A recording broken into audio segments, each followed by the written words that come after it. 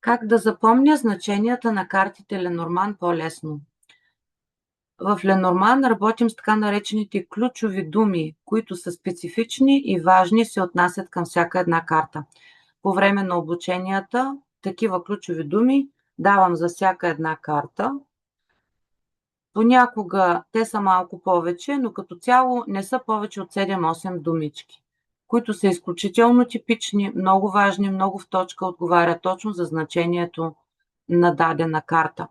Може да си изведете на един лист самите ключови думи, като за начало, и този лист да стои някъде при вас, когато започнете да правите гадание.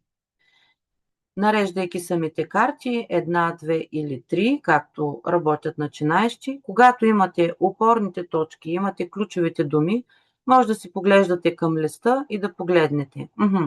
Ето имам карта конник, значи тя говори за движение, за някакво съобщение, което трябва да получа или да занеса на някой, за онлайн комуникация, за база данни, за пътувания, за взаимоотношения има още няколко ключови думи, но като цяло карта говори за динамика. Нещо се вдига от мъртва точка, нещо се случва, събитията са бързи, картата е бързо играеща.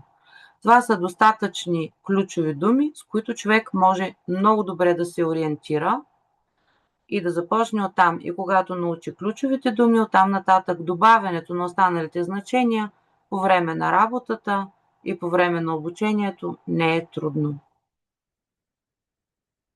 С вас беше Фрея, от мен всичко най-добро и до следващия път.